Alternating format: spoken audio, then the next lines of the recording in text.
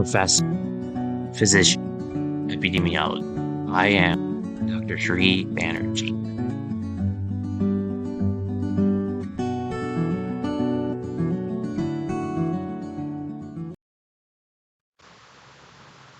Hi, this rock actually is 300 million years old, and this served as the bedrock of certain oceans back in the day. You can tell this by the sedimentary rock that is known as shale in Pennsylvania, and fracking has to do with something like this. So in this segment, you'll be hearing more about shale and what type of environmental hazards from fracking take place. Now in this segment, what I'll do is go in a bit more depth about shale in Pennsylvania. So for starters, we can think about the different types of geological time period. As I said, this was millions, hundreds of millions of years ago. So let's take a look. The Permian Basin, this is an oil-rich area in Texas and surrounding areas, also New Mexico. And where Permian Basin was located. And this has increased the amount of energy that is being generated. Now, more on that later. Within the Pennsylvania area, there was a formation there as well. It was known as the Pennsylvanian, also known as the Upper Carboniferous or Late Carboniferous, and the geologic time scale.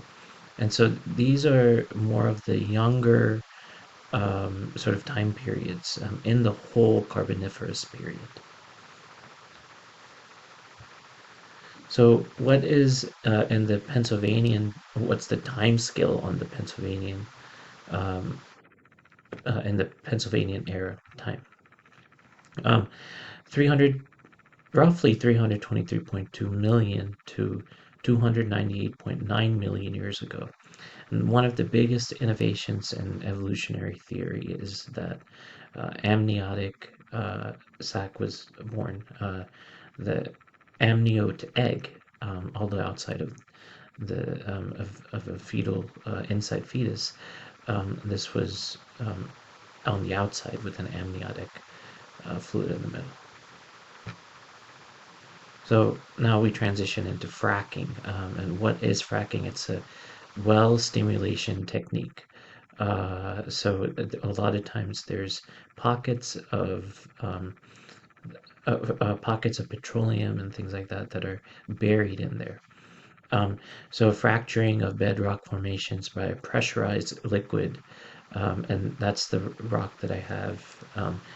And this is one that I recently picked up from my neighbors digging for a pool that they're installing. And so, because they had to dig deep in the ground, they had to go beyond the shale. So drilling and hydraulic fracturing have made the United States a major crude oil exporter as of 2019. But leakage of methane, a powerful greenhouse gas, has dramatically increased. So this is looking primarily at the advantages of using shale and fracking, although buyer beware that methane is released, and this is a major contaminant of greenhouse gases.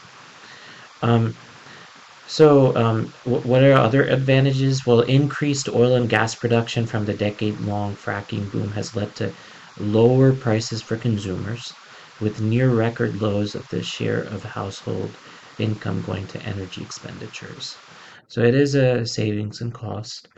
Its proponents advocate the economic benefits of more extensively accessible hydrocarbons, as well as replacing coal with natural gas, which burns much more cleanly and emits less carbon dioxide and energy independence.